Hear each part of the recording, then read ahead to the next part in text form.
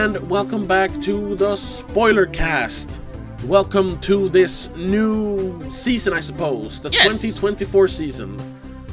If we're counting, I suppose this is the 5th season, because I think we started in 2019. Yeah, but proper season is maybe the 3rd? I think so. No, or 2020 maybe. We did it weekly. Either way, we're back. We're back and we're doing video now. So if you're listening to this, if you're listening to this on Spotify or Apple Podcast or anywhere like that, you can check us out on youtube.com/ the fuck is it? Don't make a scene? Please don't make a scene? Yeah, I think so. If you want to see our beautiful faces. You can watch our beautiful faces. And I mean, in the rare occurrences that we play any audio or video, now you can actually watch it on YouTube. Yes.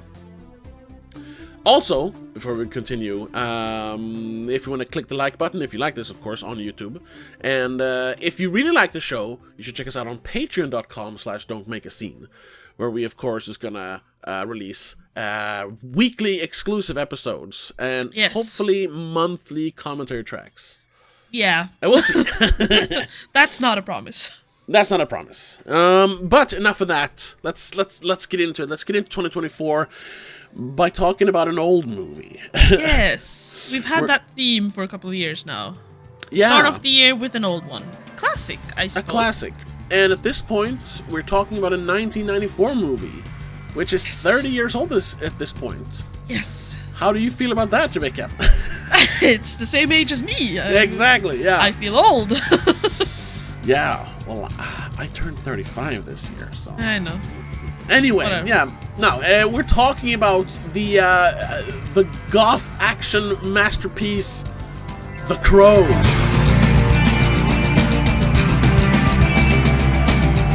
Ooh, yes, starring Brandon Lee, basically. Yeah, a few others. Yeah, a few others. What's his name? I don't have the cast list in front of me. Well, we have Michael Wincott. Right. We have Ernie Hudson. We have we have David Patrick Kelly as T-Bird. Yeah, the main bad guy, I would think. Yeah. Even though we'll get to that. Yes. But yeah. And a bunch of other people. Yeah, and infamously Michael Massey, and we'll get to why that is infamously later. I mean, everybody knows, but we'll get to it. But yeah, we'll talk about the movie first. Released in 1994. It's a story of rock artist Eric Draven, who comes back from the dead 1 year after he died to avenge the rape and death of his fiancée, Shelley. Yeah. Well, I mean, his own murder as well. Yeah, that too, yeah. But mainly his fiancée. Yeah, and I gotta ask you, had you watched this before? Yes, because you have the DVD. Yes. And I remember always looking at that cover and being like, this is interesting. What is this movie? And I've watched it a bunch of times, I think. Okay. Back, when I had, when I loved dark movies and horror movies. And, yeah. I guess, emo era. Yeah, this is definitely... Early teens. Yeah. I didn't know... well, you weren't that into... that stuff.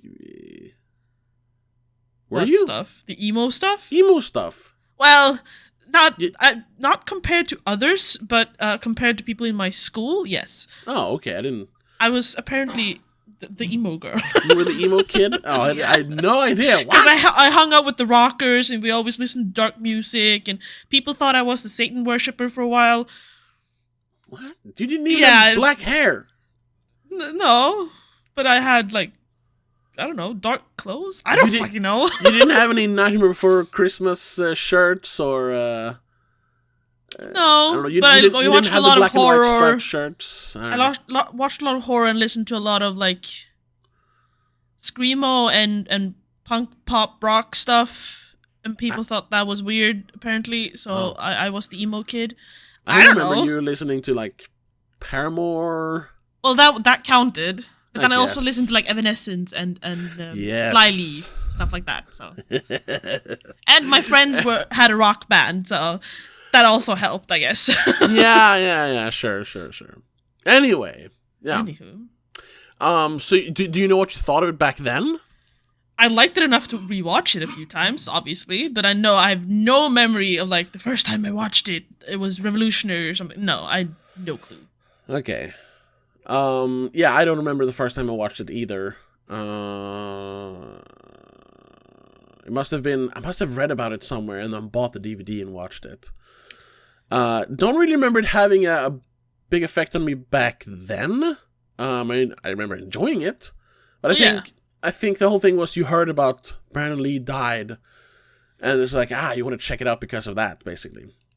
See, I didn't. I honestly, when I rewatched it now, I was like, he died? Really? Who is this guy? What has he done before? Oh, he's dead. Shit. He basically did nothing before this. Made like a couple of movies. This was his like breakthrough, and unfortunately, it was his last movie. Yeah. Speaking of, but now then, watching it with a more critical eye, what do you think of the crew?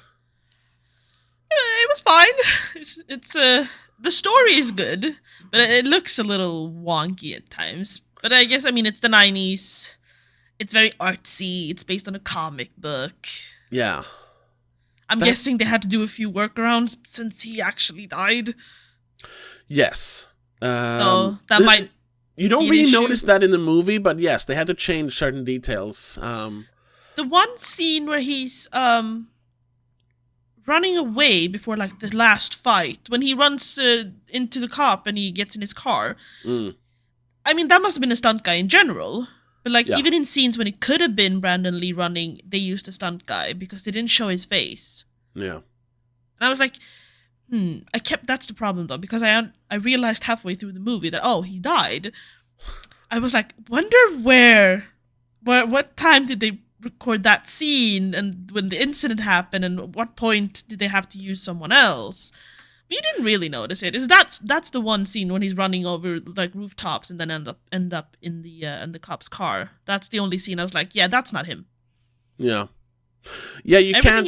You're supposed to be able to tell in the final battle when they're up on the roof. You can like see that it's a stunt guy at certain times. But I mean, it was gonna be a stunt guy anyway. Probably, wasn't it? Yeah, probably. And then I know that the scene where he becomes the Crow, it's not him, unfortunately, which is a very, very like pivotal scene in the movie, and that's not him. Yeah. I didn't notice it though, so no, you don't notice it. You don't really notice it. Only if you all. know it. Yeah. I think. And like I said, if you don't know about that, you don't notice that that there are shortcomings. Like, they feels like something is missing here. Like, it doesn't feel like that at all. Because I think most of it was filmed before he died. There was just like a couple of scenes that they had to reshoot or shoot with another guy. You mentioned though that it feels wonky, and that's something I want to touch upon because, like I say, I really like this movie. I think I like it more now because this is probably the first time in very long time. 10, 15 years probably that I've seen it. Because I saw it, like I said, because I saw it a couple times back then when I bought it, when I was in my teens. Well, I guess I was 20, so maybe it was like 20 years ago. But then I haven't really watched it since. But so watching it now, I really appreciate the look of the film. Oh yeah, it looks very cool. Yes, it looks very cool. But also, you mentioned wonky, and that is the thing, because it's directed by Alex Proyas, who he is a very stylistic director. Even though all of his movies aren't good. I forgot to check what he's done before. He made iRobot, probably one of his movies. Yeah, he made iRobot. After this, he made a movie called Dark City, I think, which is also very, very moody. It's like a proto Matrix without all the cool action. But then he kind of fell off and did like Gods of Egypt, something else, and then I think he was Me Too'd. I think. Knowing Gods of Egypt. Oh, Knowing. And then he's only done shorts since. Yeah. But he definitely has a sense of style because I think he comes from like commercial filmmaking and music videos. Music videos, yes, exactly. Looks a lot like a music video. Yes. And I enjoy the fact that there's a lot of like physical effects in this. There's a lot of miniature work. They have like a what it's called, rear screen projection of stuff, like when he's standing in the window and they're zooming out of the house. That's a miniature where they just rear projected him into the house, or the stuntman into the house. So I love that, and I love that it looks so gritty. There's all these like super, like almost like German expressionistic, like deep, dark, jagged shadows. Very little color. It's almost black and white. It feels like. Apparently, he wanted to make it in black and white, but they're like, nah, you need to have some color so you can like add some contrast to. That's why you got to do the memory scenes in like black and white-ish. Yeah. No, they're in red. They're in red. Oh yeah, but they're in what's it called? Not monochrome. I guess monochrome, but only red. Yeah. Sort of. To like make more of a contrast between the memory scenes and the actual movie. And red in the movie, whenever you see red, it's supposed to signal like vengeance. Yeah. Whenever he revenges on someone. Avenges. There's Avengers. Whatever. Yeah, there's supposed to be red involved. But you also, oh god, I'm about to sneeze. Whoa. Bless you. Thank you. I am fighting a bit of a cold, unless you're, if you're not hearing that. But you said wonky, clunky. Yes, and that's also a thing. Like, because while it looks, you want to, and that's something that's one thing I remember thinking of when I saw this movie the first time. Like, it obviously wants to be really cool. Like, yes. This is the edgy and artistic. Yeah, have you heard of 90's cool? Like, yeah, like it's like a thing in movies, and I guess in aesthetics in general. But there's like this thing like where 90's movies they have a specific look. It's called 90's cool. Like movies like this, movies like The Matrix, obviously. It was a reoccurring trend, like a couple.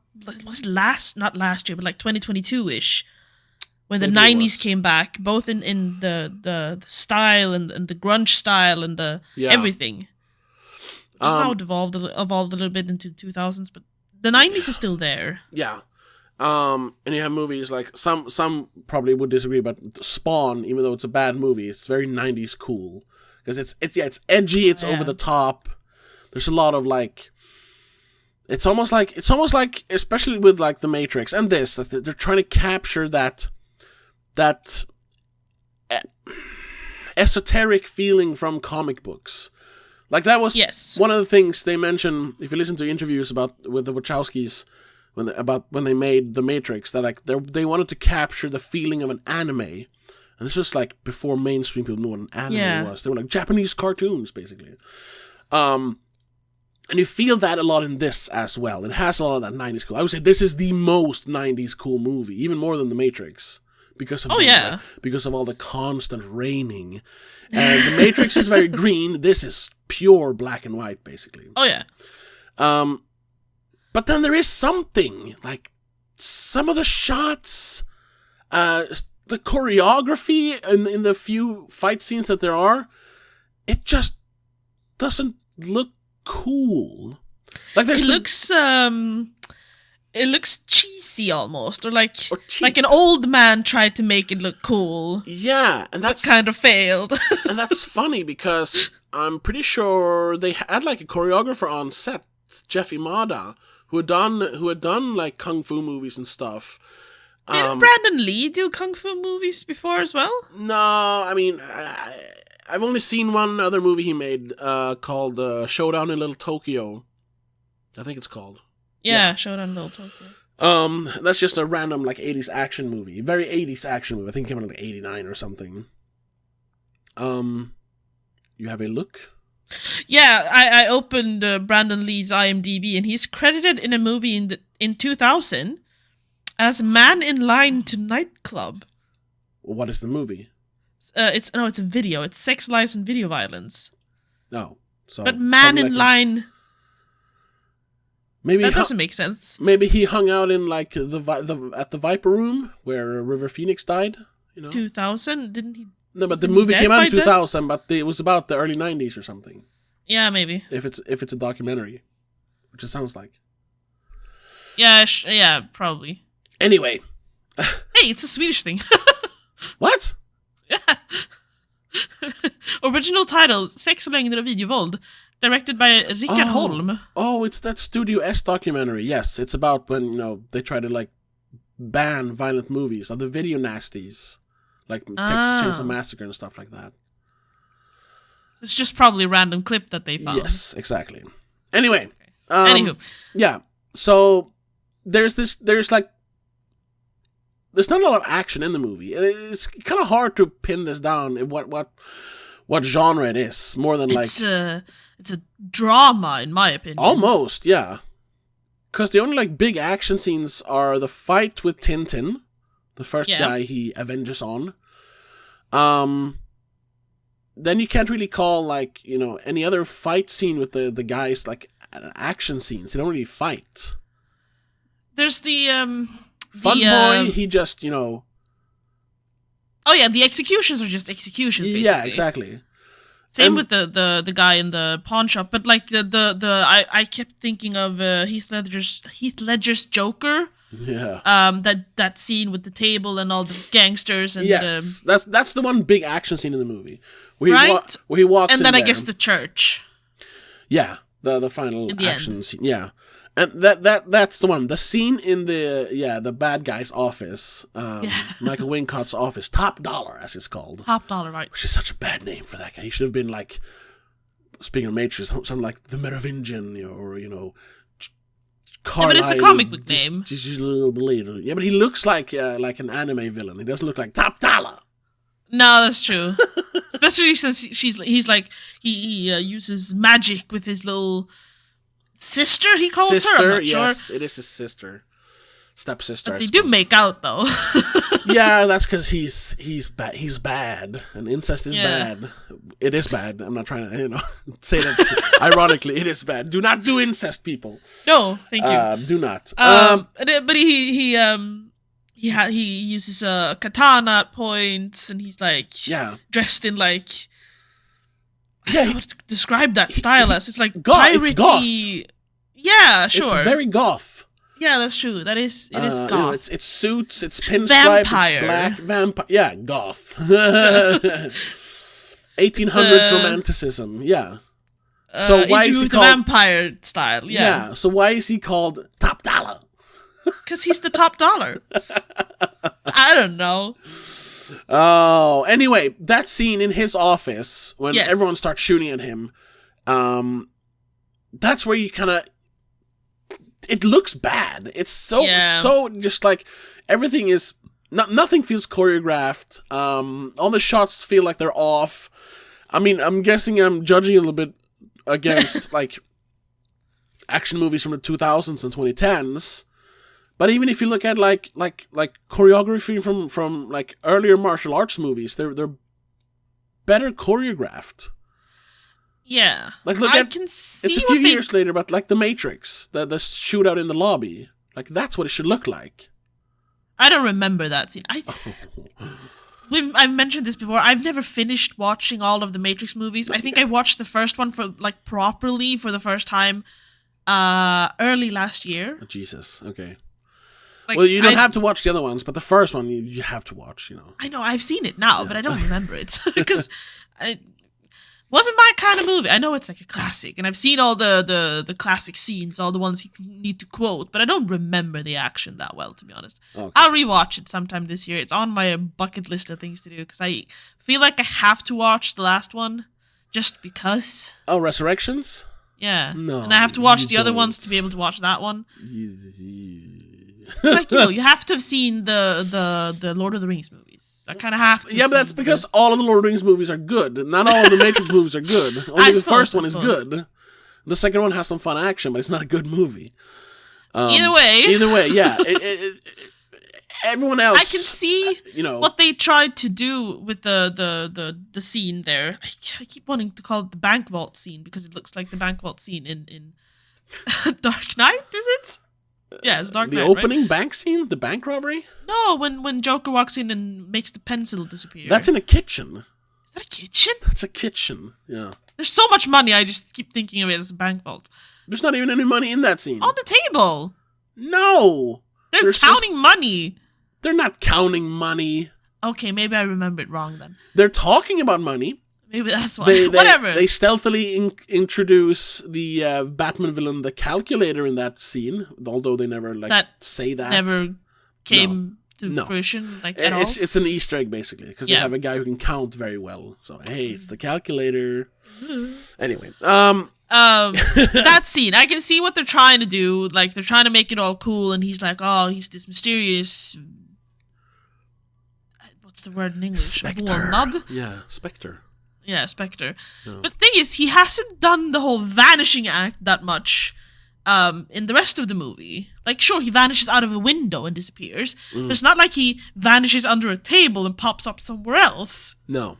That's very silly.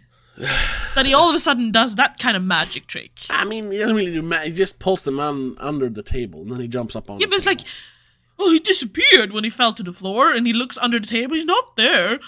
And then all of a sudden he pulls people under the table. That's weird. That's silly. I think it's for me, they're not saying that he's disappeared. Like he's like vanishing into thin air. He's just hiding. Because he really doesn't. Shadows, other than being immortal, he doesn't really have any superpowers. No, he can survive touch very people. tall falls. Yeah, he can see people's memories or see by touching them. And impervious to wounds. That's it. Yeah. Well, and he can see through the eyes of the crow also. Yes.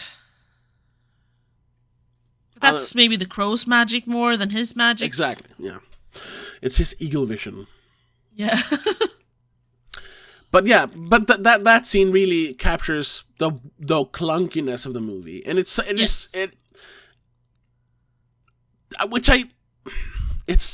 where the movie falters for me, but I'm also glad it's not too stylized.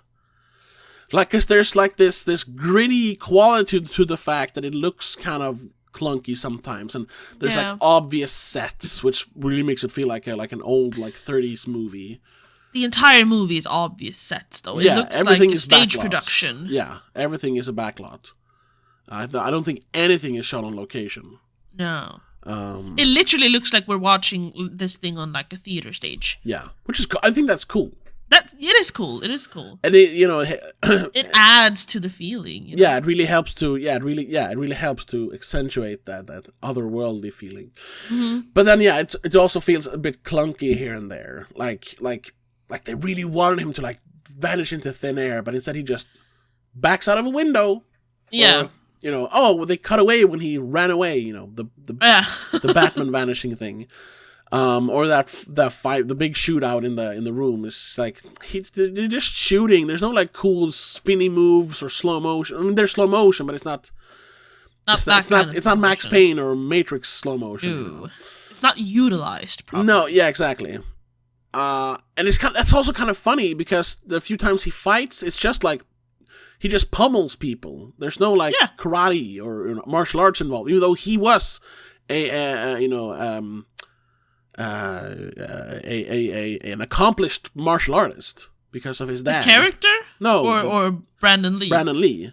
Yeah. I guess the character wasn't so, but I don't know.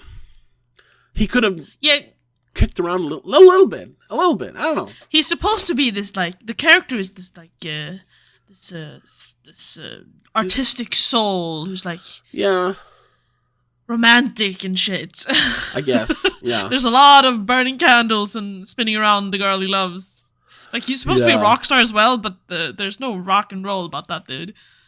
He's soft rock, I suppose. Yes, it's 90s rock. The little part you hear of their music that can't rain all the time. It's very like Hootie and the Blowfish. Like, he was not like he wasn't Marilyn Manson. He was more I don't know, Oasis. No, but Hootie and the Blowfish. Yeah. Stone Temple Pilots, I guess, But I also then think that it's good that it's not too stylized, because that's what I'm worrying with. I guess that's also why we're doing this episode a little bit, to talk about the remake that they say is coming out this year, even though it's been in development hell since like 2015. But now it says 2024 on it. Yeah, they've been working on it for years and years, and there's been different actors and directors involved. I get the feeling... we realized is supposed to be starring Bill Skarsgård as Eric Draven. Yeah. Apparently. Which, I don't know about that. Honestly, He's got the weird guy thing going for him, but that's about it. Yeah. I don't know if he can do the deep love and compassion that Eric obviously feels for his lost fiancée. Yeah.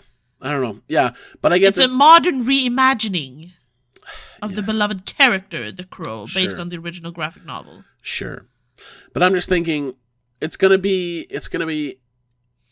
I mean, sure, we've seen some gritty movies recently. I mean, we had the 2022 Batman, which was very, very gritty. Like, that almost looked like The Crow. Yes. The Crow, the comic book, it's a DC comic book, right?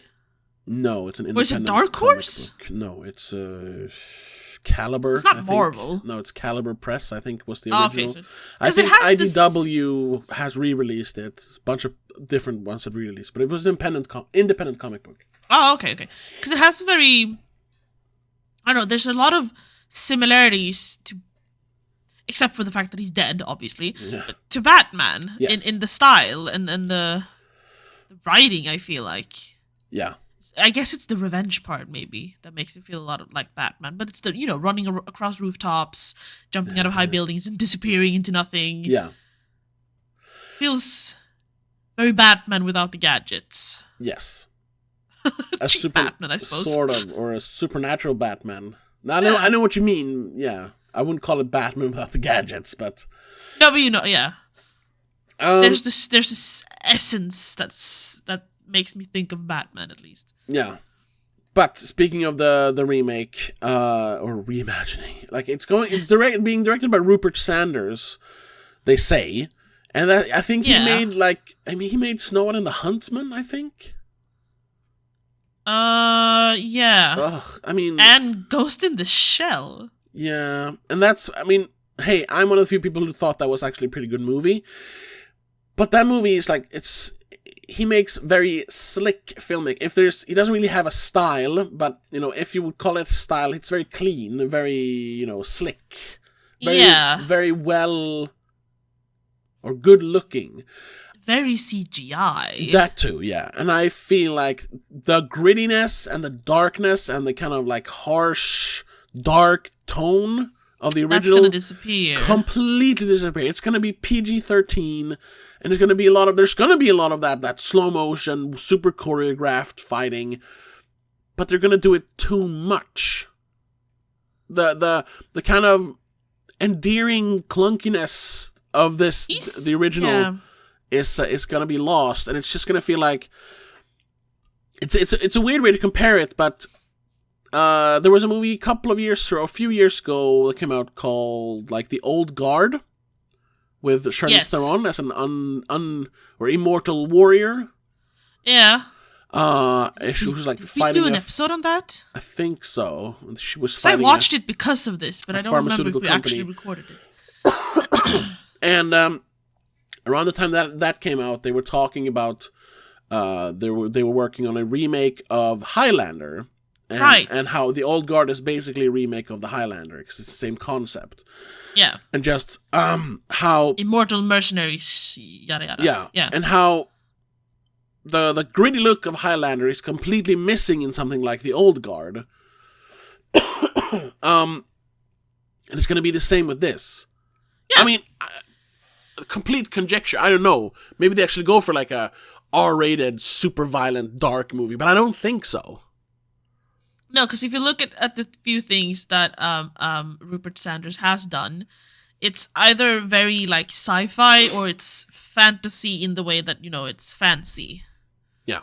It's always smooth and detailed, and there's no hiding in shadows. No, exactly. So... But yeah, maybe he wants to try something new.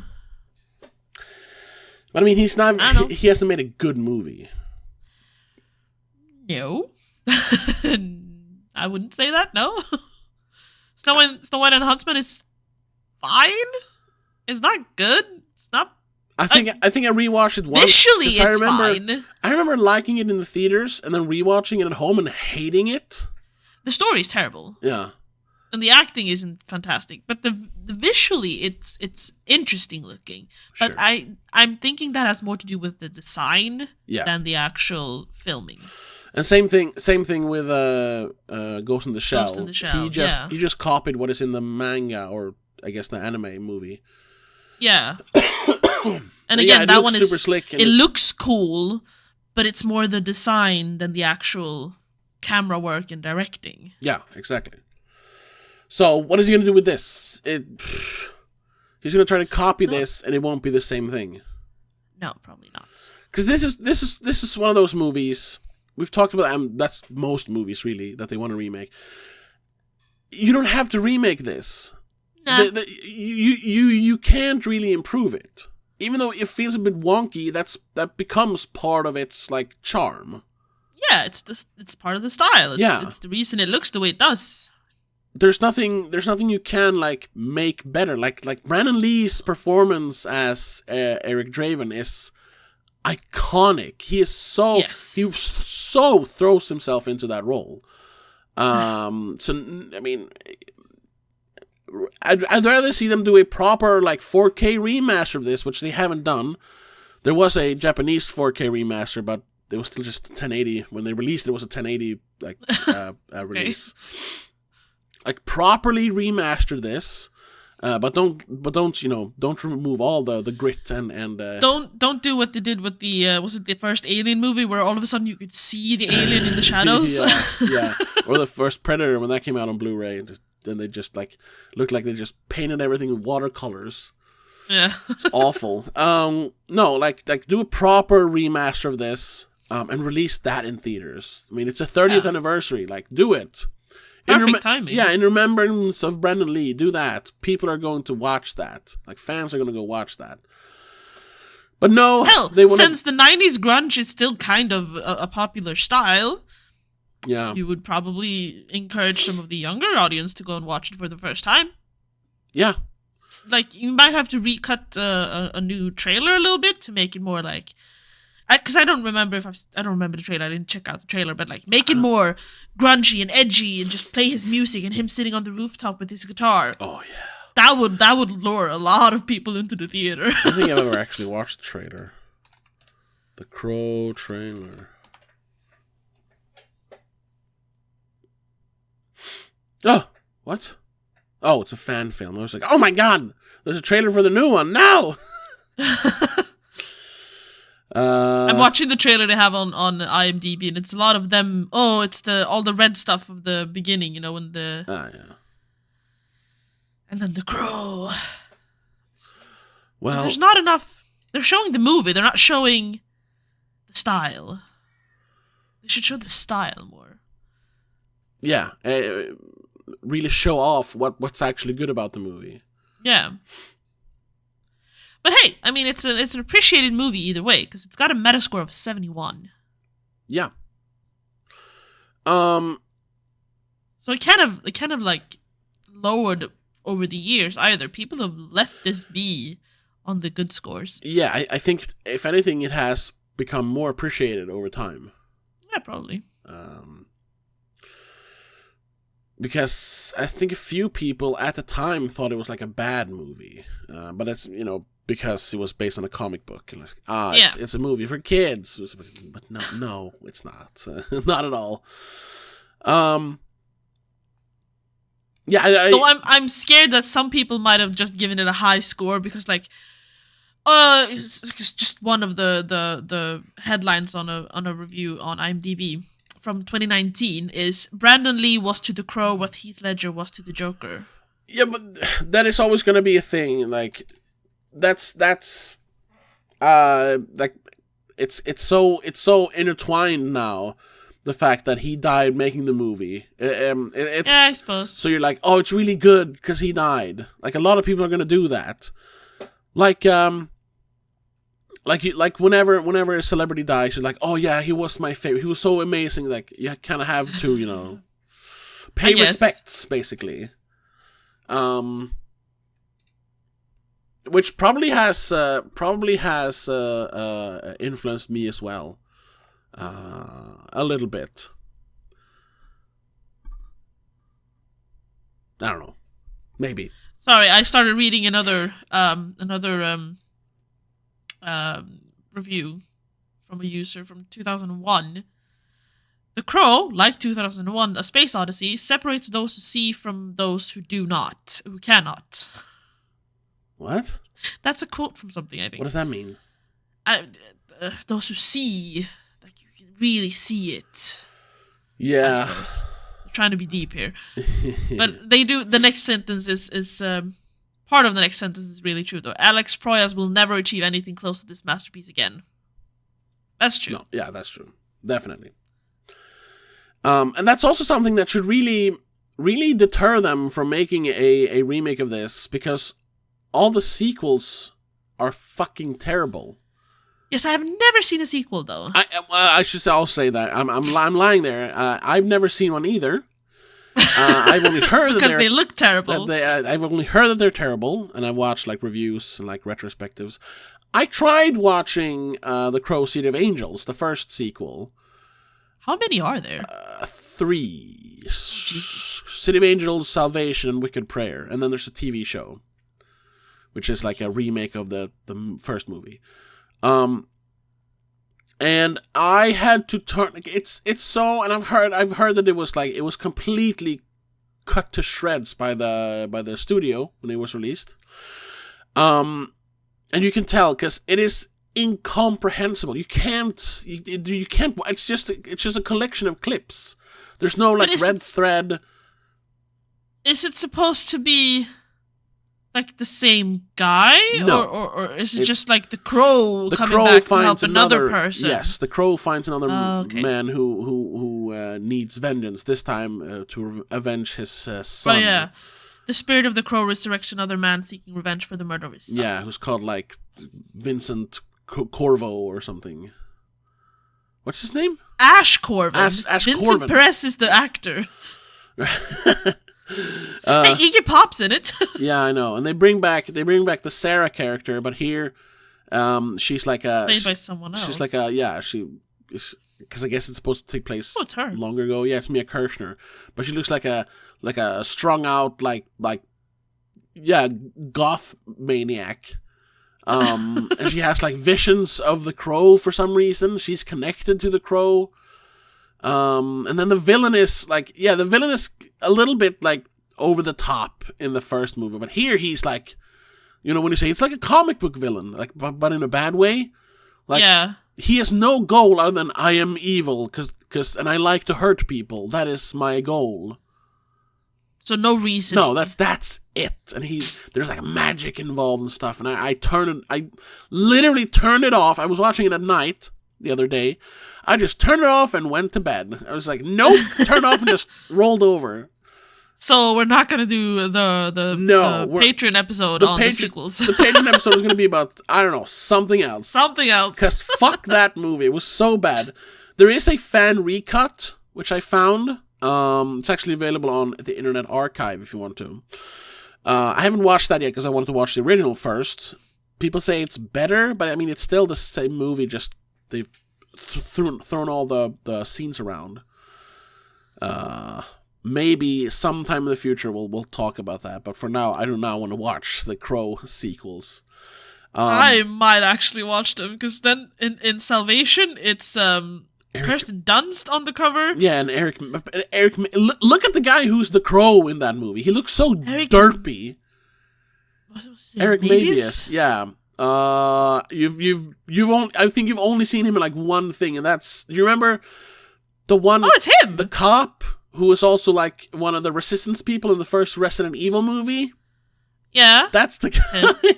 I've seen him in other things. Oh, okay, though. And he has like short hair. But he's one of these like he's a Hallmark dude. Oh, okay. He does a lot of Hallmark movies, lots of Christmas Hallmark movies. Yeah, but immediately like they lose cool points because he has short hair, And Yes. when he has the makeup on, he looks like he's like pouting. He's not like he's moody and dark. He's just like, whatever. That's what he looks like. I don't know. Oh, right. He was the boss in Ugly Betty. That's why I remember him properly. Okay, that's true. I never watched that, but I know that. Yeah, okay. Yeah, it just looks so dumb. Then in Wicked Prayer, the third one, third sequel, it's Tara Reid. Yeah, and it's Edward Furlong, and I was like, that's interesting, because that would be him at like the height of his, strung out drug days, like the mid 2000s. I kind of want to watch that. It's John Connor in Terminator 2. Oh my god, yeah, that's John. But do we have to watch the other ones? No, they are. They're not connected. They're right? not connected. Except that Sarah, the character Sarah, shows up in the second movie. I don't think she's in any other movie. But that's fine. Yeah. Maybe we'll do Wicked Prayer then. I don't know. Because you got Danny Trejo, you got David. How do you say his name? Boreanaz? Yeah. And Tara Reid. Yoji Okamoto as Pestilence. I don't know what that is. Oh, they're named after the Four Horsemen. Yeah. Wow. You got Pestilence, War, and Famine, for example. And then Harold. Oh, and Harold, the most evil of people, Harold. Yes. We should circle back to the first Crow though. Yes. Because there are some things we should discuss. First and foremost, Brennan Lee's death. Yes. Do you know which scene it is? No, I was trying to figure it out. It's like I have no clue. I never knew. You think I would have read it somewhere, but I never figured it out until like now. When I was reading about it after watching it. Because it's Michael Massey, and he played Funboy. Funboy, yeah. Funboy's the guy who he kills with the needles. The in the chest. Yeah. Who sleeps with Sarah's mother. Yeah, it's called not Betty. I don't know. Darlene. Yes, exactly. We haven't really discussed Sarah, but whatever. No, but she's not that interesting. Well, she's a good. I like the character though. She's kind of she the has audience. A cool haircut. Yeah. Yes. Undercut. Very. Yeah, she's very kind of 90s. the audience. Very grunge. But it's the scene.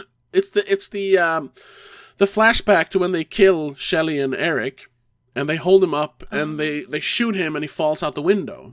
Yeah. That's the scene where a blank went off too close to him and he got shot. Oh. And so I didn't even look it up. It's like, did they accidentally load it with a real bullet? No, it's one of those, because blanks are like proper bullets or they're it's the cordite part of a bullet without the actual bullet that comes out the front. It's just the fire. Yeah. But there's like a paper plug so that the they need a little bit of a projectile. No, just so that the cordite, whatever it's called, the gunpowder. It's what you call it, cordite, gunpowder. Gunpowder doesn't fall out, and that thing still comes out the front. And if you're too close, that could hurt you. Now they had done tests before, so a piece of the last bullet was blank was lodged in the barrel.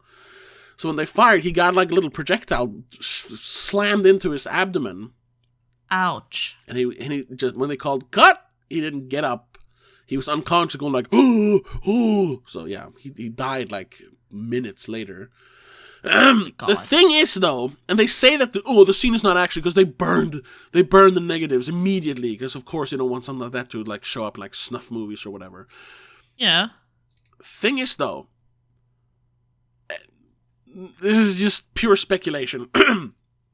Michael Massey, who held a gun, the actor, and actually killed him. He fired and killed him.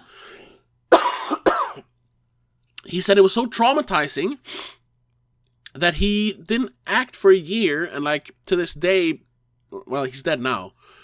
He died in 2016. 2016, yeah. Didn't like he was haunted by it, had nightmares about it, and didn't want to use guns in movies. But in them, and they burned the negative, so obviously they would. But that scene is in the movie. Yeah. So did they then reshoot it? And did they reshoot it then a year later? Because he said he did not act for a year. How did they get that scene into the movie then? Now maybe it's a stunt guy who does it. I don't know, like a Michael Massey stunt guy. Look alike. Yeah. But that scene is in the movie. So did they have several takes of it? I don't know. If you look at Snopes, it says it's false. This is what it says. Actually, a number of rumors are associated with blah blah blah blah blah. I was working in the film. Somebody apparently was killing her ass. Sure, deathly scared. User submitted information on IMDb claims that the film was destroyed without being developed. By some accounts, however, all film taken of the scene was confiscated by Wilmington police for use in their investigation. It's possible that investigators simply viewed a video used by the production crew for quick playback. That doesn't really say much. But what I'm trying to get at is, like, that scene is still in the movie. We see Michael Massey shoot him. I doubt they would reshoot that scene. Like, hey, Michael, we promise this gun won't kill an actor. Hold this one. Like, and like I said, it's very. It seems to be very hearsay. Like, they say they burn the negatives, but they also say that the police have come. It's never been confirmed. Snopes is not like God. So just that they say, like, oh, it's false. Like, was it though? You can't know. So I'm not saying it's the actual footage in the movie, but it could be. I'm not saying that's a good thing, but I'm just saying it's interesting. Because I've always wondered, like, what do they do? Say they've shot they're shot like halfway through the movie. They have half of the movie already done, and they're doing something like this. Yeah. And they we have one angle of this. We only need one angle of this scene. And it happens to be a shooting where someone then on set accidentally dies because of a misfire or whatever. Yeah. How do you reshoot that in a proper way? Or do you, like, how do you go about, like, do you discard of the footage? Is that really... I mean, yeah, you should, because you can't have someone dying for real. No. But it's, I don't know. Like, it feels like a waste at the same time. Yeah. It's and also, like, how do you work around having half the movie with one actor and then having to do the rest with, like, stunt doubles? Well, we've seen that before. Apparently, in this case, they had, like, a mask made beforehand because they were like, maybe stunt doubles will need a mask to actually look like him. Yeah. And this scene... according to the trivia, they didn't want to use it because it looked too creepy for the crew and the cast. So, like, no, just CGI it. It's a death mask. Yeah. The one scene where, he puts on the makeup and he stands in the window and the lightning shows his face. That's actually like a CGI digitally imposed Brandon Lee face on a stuntman. Oh. You can't really tell, but if you know that and pause and looking, it's like, it looks like it's floating just above the actual actor's face. That's not really noticed. I mean, that's, I guess, the perk with this movie being all very dark and rainy. Yes. It hides a lot of the flaws. Yeah. Well, now we talked about that. Yeah. I was going to go somewhere with that, but I don't know. What I'm saying is, like, And apparently, like... yeah. I don't know how they would have... No, the thing is, there's no accounts, at least not that I found, that they reshot the scene. So the scene that's in the movie, that's it. Yeah. Maybe they just cut out that part, but we see him get shot. It still feels kind of morbid. Yeah. Somehow. If that is what it is. Yes. Hey. Yeah. Either way, poor Michael Massey for accidentally killing someone. Yeah. It's like just talking about that. Didn't that happen recently? Yes, Alec Baldwin. Like a year ago or something? Yeah. I think it was 2020 or 2021 or something. He was shooting a Western and accidentally shot the cinematographer of the movie. but that was because they were using real guns, which, and there's been a big debate around the Crow as well, but then especially around now when this happened on the Rust movie. That why even use real guns? I get that it's supposed to be authentic and stuff, but like use prop guns. I mean, prop guns are usually real guns, but you like cap them so they can actually fire. You can put blanks in them to get the actual like smoke and stuff, but yeah, they should just use prop guns really. Like I didn't know that it's that prevalent to use real guns that you just like block. I thought there was always like fake guns. In today's society, you can make really realistic. Yeah. Look, what's it called? Copies and use an CGI airsoft shit gun. like the smoke. Yeah. Like in John Wick, all those guns are just like plastic guns, and then they add muscle flares because there's so much of it. So it would be impractical to do it for real. That would be expensive and heavy to run around with. Yeah. No, but I wanted to bring that up because there was a lot of like memes or like people kind of poking fun at Baldwin. Alec Baldwin. John Wick and Baldwin. when it happened, for political reasons, like because he was so, it was weird because excuse me, the shooting had nothing to do with politics. He was just making a movie, but because he had been so vocal against Trump and still is, it was like haha, serves you right. Some people said, which was like weird, but it was also kind of. It was kind of funny, I thought. Like, this guy, because he's pro Me Too and everything. It's like, and now he killed a woman on set. Like, but didn't they use it also like in the whole anti-gun law propaganda stuff? Like, see, you shouldn't have real guns. Yeah, it's dangerous. That's part of it. But it's kind of funny. It really helps to put things in perspective. I watched part of a like. What's it called? Unauthorized documentary about it on YouTube.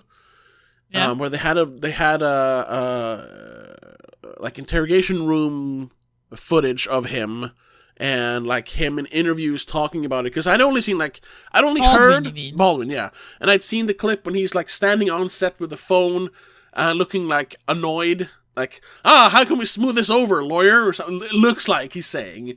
And it looks like he has like a bandage on his hand or something.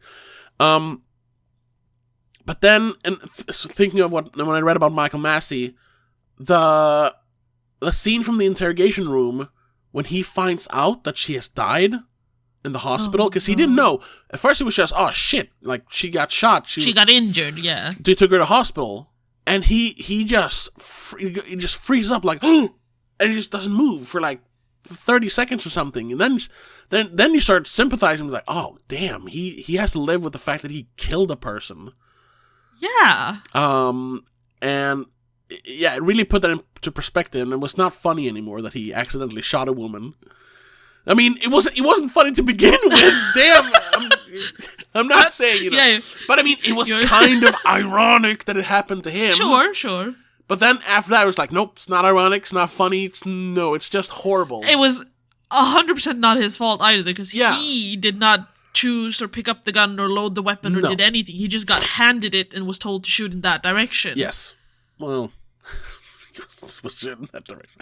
From what I hear, it wasn't. No, maybe, he was like, what I mean. They were like rehearsing, and he's like, so I shoot, bam, and he just nope. Oh my! No, I don't know exactly what happened. At least he wasn't on camera, maybe. No. Well, the camera is not around now. I'm kidding, because it was a cinematographer who got shot. Ha ha. Yeah.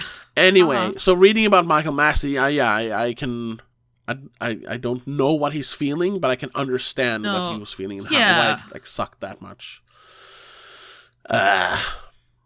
I don't blame him for like never wanting to touch another gun again, even if it's a fake one. Yeah, not working for a year, yeah. But the not working for a year, I'm not entirely sure that makes sense. Well, he could have, no, because movie can be made like in 94, and then it comes out in 98. Yeah, sure, and then released much later. He went back to... Because he has one uncredited release in 94. Oh. 6 Days and 6 Nights, but then he has 1, 2, 3, 4, 5, 6, 7 credits in 95, out of which one of them is supposed to be the one that he like came back to, which is 7. It's probably stuff he shot before. Yeah. Shot? No.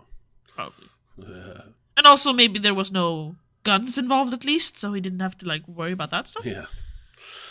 Though one of them, the poster has a gun on it, but it's a TV show and he was only in one episode, so maybe it's not connected. Yeah.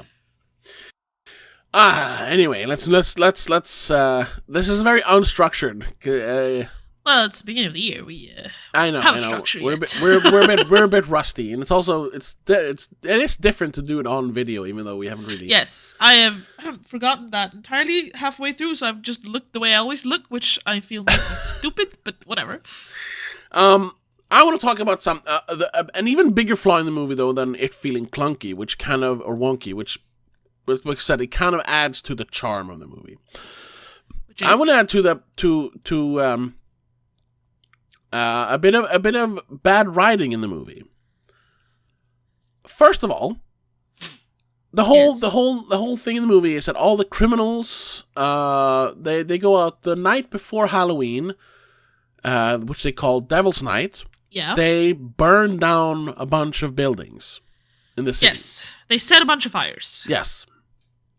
And Shelley and Eric were murdered on Devil's Night. Yes. I guess in 1993. Yeah. If it takes place in 1994, it doesn't matter. Yeah, exactly. Yeah. A year before the movie takes place. Yeah. Now, this is all, we find out later that this is all orchestrated by the main bad guy, Top Dollar. Michael Wincott. Yeah. We don't really find out why they do it. Nope. He does mention making money, but like yes. how? And I'm guessing like then is it like insurance fraud? But it's like possibly. But it's obvious arson. Like you're not going to get any money from that. I mean, he's not setting the fires. There's two things that, because yeah, it's probably insurance fraud, because he probably owns the buildings, because he sent his little goons there, T-Bird and the guys, to evict a bunch of people on Devil's Night, which I'm assuming is to burn down the place then. But why do they care about a victim? Why do they care about saving people if they're bad guys? Why not just burn down the building? They don't want to kill a bunch of people. I don't know. Not that bad. They also rob people. He'll have sex with the girl until she dies? That's okay? Yeah. Well, that's just T-Bird. No, that's not Top Dollar. Oh, right, he does. That's the first time we see him. Oh, right, yeah, the girl in the bed is dead, right? Yeah. They take her eyes and burn it. She has the pretty eyes. I want them. I want them, yeah. Oh, yeah, that's true. Yeah, like, why? That doesn't make... I don't know. It just they feels rob like... people and pawn the stuff. Yeah, but that's why the pawn dude is involved, I guess. Yeah. But Top Dollar, when you come into that, he's like the leader of a bunch of like different like crime gangs or families. Because you see like a mafia guy, a gang leader guy, and you see like a Yakuza guy, and they're sitting on a table all fixing with guns, and there's money on the table. But what do they do? How do they make money? How is burning the city down every year involved in making money? How many years can you just burn buildings down until there's no buildings left? Apparently it's not just them burning anymore. No, yeah, because everyone else is doing it, so we're going to stop. But then he says, but we're going to burn even more now. One big fire to make more money somehow. And then, then he starts saying like, so the gods will notice us again. And then it's just like, so is it a statement? Like, what is the point of the burning? And also, up until like the last 20 minutes, Top Dollar is not really involved in the revenge plot. Like, no, he didn't kill Shelley. He didn't kill Eric.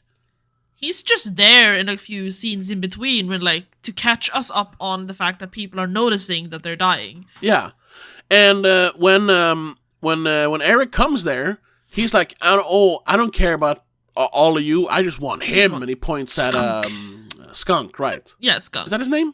Stink? Stunk? Smell? Skank. Skank. Is it Skank? I think so. I think so. Something like that. The moron of the group. Yes, Skank. Yes, yeah. Skank.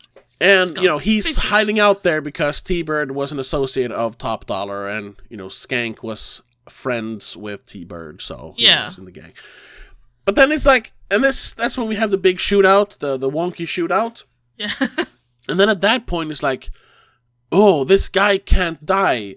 and the Bai Ling, who plays his stepsister, Top Dollar stepsister, is like, we can get his power, and then Top Dollar becomes like the main villain, and is like, I'm gonna hunt down the crow. Because now he's interested in this. Yeah, but the movie was over. He killed Skank, and he was like about to return to his grave. Yeah. Why wasn't Top Dollar like actually the leader of the gang?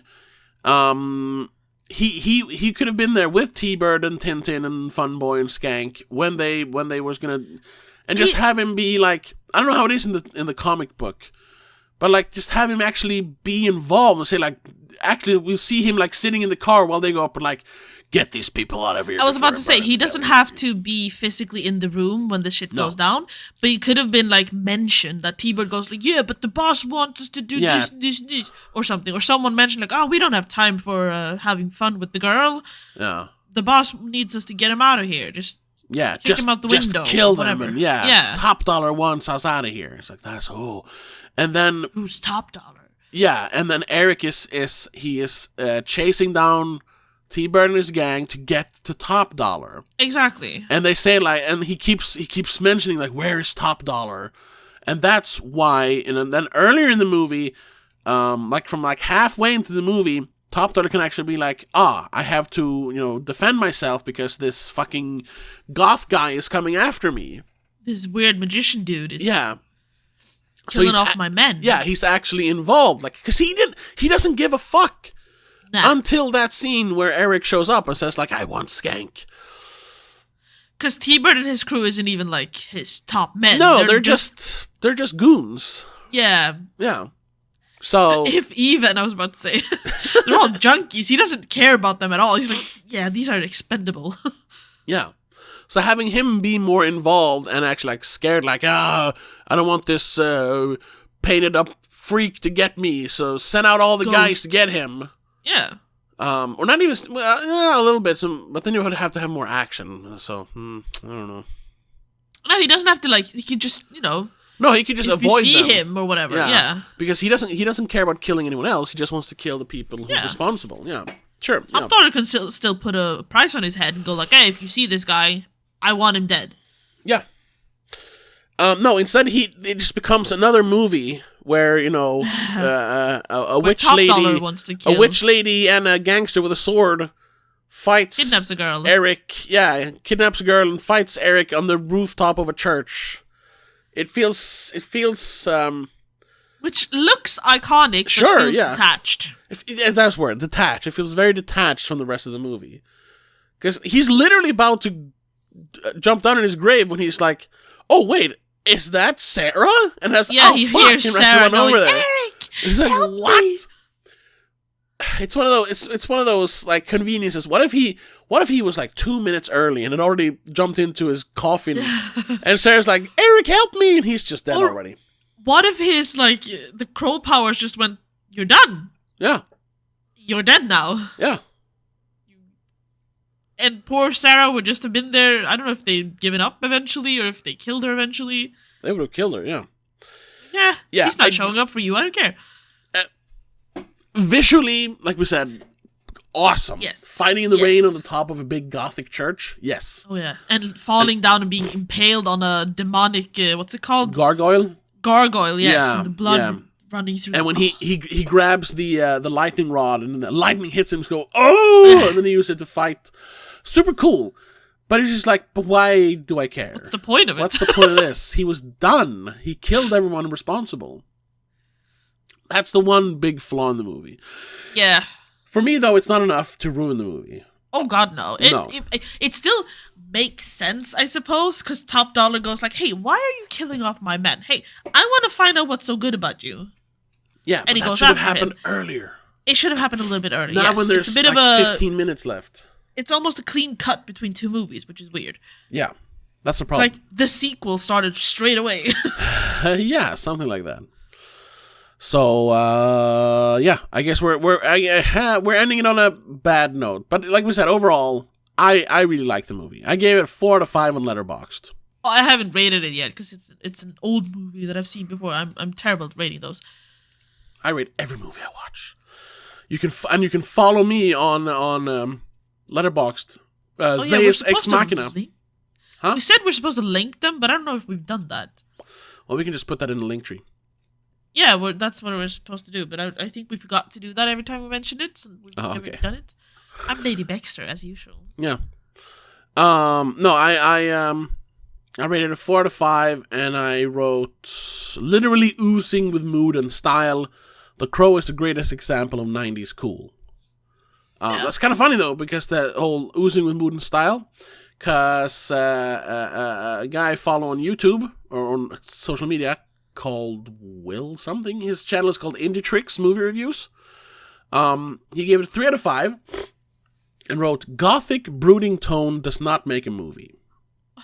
And I can see that, like that it's style over substance. For most part, yes. Yeah. But in this case, no. No, there is enough there for you to actually care about the characters. Yeah. And I think that a lot of that comes from the direction, really. Because we said it's a music video, basically, but just very long. Like, honestly,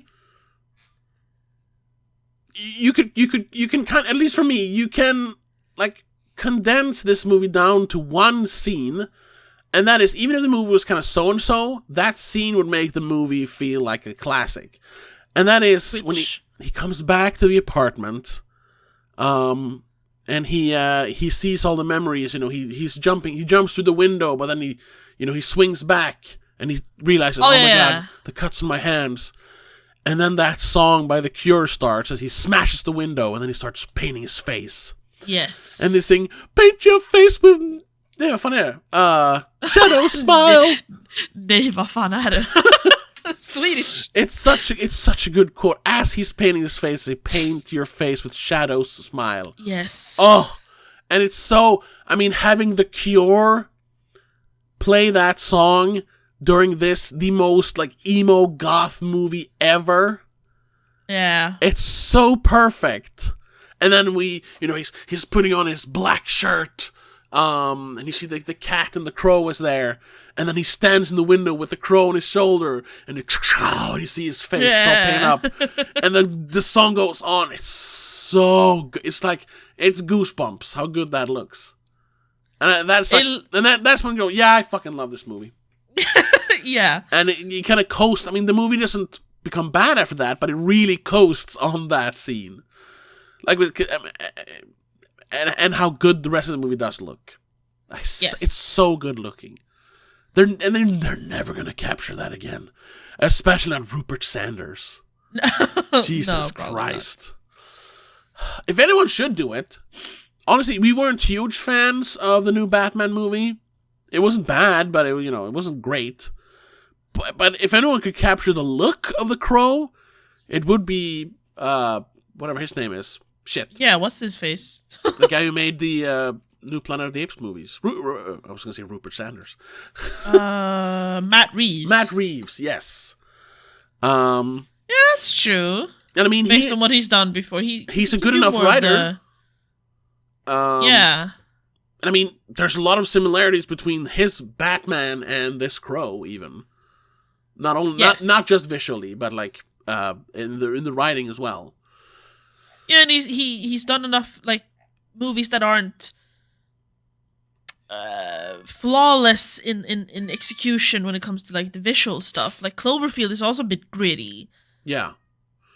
Same and with the Batman. I mean the Apes movies, the Apes movies are they have a grittiness to them. Yeah. Oh yeah. Let Me In, is that the remake of the Swedish one? Yeah, Let the Right One In remake. I never watched it, but I heard it's good. I've seen clips of the American one. I've seen most of the Swedish one. It also has a bit of a gritty feel to it, very dark and scaled back and devoid of color, basically. Yeah. So if they are. I mean, I suppose they are remaking it, but if I could choose, have Matt Reeves direct it, and then whoever shot Greg Fraser, who was a cinematographer on Batman, just bring him back. Yeah. Even like production design, James Tynion. I mean, you could just bring back the Batman team to make this movie. If you have to make a remake, which I don't think you have to at all. No. Let the Batman crew make the movie. Honestly, No, I'm though, afraid maybe they would like want a bigger budget and then make it too grand somehow. Cause it can't be grand. It shouldn't be grand. It needs to be small and contained. I wouldn't mind it being a little more grand, like an audience watching him as he stands. Like just don't make it more stylish. Don't make it look like Rupert Sanders' Ghost in the Shell. Don't make it look like No. It needs to be just below the Matrix. Like I said, it needs to have that wonkiness, but it could look a little bit better. It is definitely a movie that suffers from a lower budget. It had like $20 million or something. Barely. And it even had like they didn't want to like finish it at one point apparently. Well, yeah, the star died. What are we supposed to do? No, but like there were other issues as well. Oh, okay. And according to the trivia on IMDb, I don't know how much of that is true, to be fair, but like everyone was coked up during the entire shooting except for like Brandon Lee. What? Yeah, even the crew. Why? I don't know. Okay, whatever. There's a lot of like things that went wrong apparently in general. Oh, okay. Honestly, just looking at everyone who's involved in the Batman, Robert Pattinson, he could be a good Eric Draven. He's a moody, whiny emo boy in Batman, so he's moody, whiny emo boy in Twilight as well.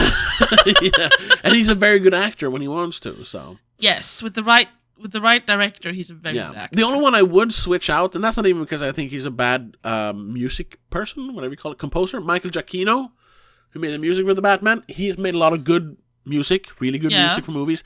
But Graham Revell, who made the music for The Crow, I think is still active, and he has a certain style. Because that's the one thing I wanted more in The Crow. I wanted more of was it The Hangman's Joke? The band called. I wanted more of like their music being portrayed because we see a couple of other bands playing live music. Yes, and they're all real bands. Like there's a lot, this is one of those. It's also something that's kind of lost nowadays. That the movie has a soundtrack, not just a score. Yeah. Score is like the orchestral music, but a soundtrack. Yeah, like you could release it on CD and people. Yeah, that's how you discovered new music. Yeah. Like with The Matrix or I don't know. I only have one example in my head, but it's which one? Twilight? It's only because the movie is about a band. Oh. Of course they released music. Josie and the Pussycats. Yeah. The other thing, very different, though. Like Judgment Night is another like 1990 very 90s cool movie. That's that's what we're doing for you can watch Crow Wicked Prayer if you want to, but it's on your own. We're doing another like forgotten 90s cool movie for Patreon this week. It's Judgment Night with Dennis Leary and whatever his name is, Charlie Sheen's brother, Emilio Estevez. Yes. Cuba Gooding Jr. Yes, that movie's amazing, and it has an awesome soundtrack, just like this movie. A lot of cool bands. That movie has a lot of paired up like metal and rock artists with hip hop artists. It has an amazing song called Another Body Murdered, which is sung by Booyah Tribe featuring Faith No More, and it is insane. That was how I discovered Faith No More. Or realized which band Faith No More is, because I'd heard them before. Where it's like, what's this? You have no idea what I'm talking about, I suppose. No. No clue. We'll talk more about that on way patreon.com/don't make a scene. Yeah. Yes. But the music in The Crow is... But the what little we hear of The Hangman's Joke, I wanted more of that. I wanted to see like their music more live. Maybe not like... But then you run the risk of it being like cheesy and hokey. Yeah, it's better just pick actual bands and let them have their songs in the movies. Sure, yeah. Because there's a lot of I think 9 Inch Nails does a cover. That's a song when he first tests out his powers, when he's running and then jumping down to fight Tintin. That's a 9 Inch Nails song, but it's a cover from some other band. Nine Inch Nails doing a cover, Yeah. But then Stone Temple Pilots is there. The band with the girl on the stage is an actual band. I don't remember the name of them. There's a bunch of people. There is one full Hangman's Joke song on the soundtrack, which you can listen to on Spotify if you want to. And it's the It Can't Rain All the Time. They actually recorded that song in its entirety. I haven't listened to it yet, but so if you want to listen to it, it is available. But yeah, I think we're gonna cut it short there. Yeah, I just read a sad trivia. I'm sorry. Oh, what? Okay. Brandon Lee celebrated his 28th birthday on the set of The Crow. Like, he was giving cake and ice cream, but didn't eat any because he was on a strict diet. Because he had to look fit and skinny and stuff. And then he died. Yeah, and he was like days away from joining the 27 Club.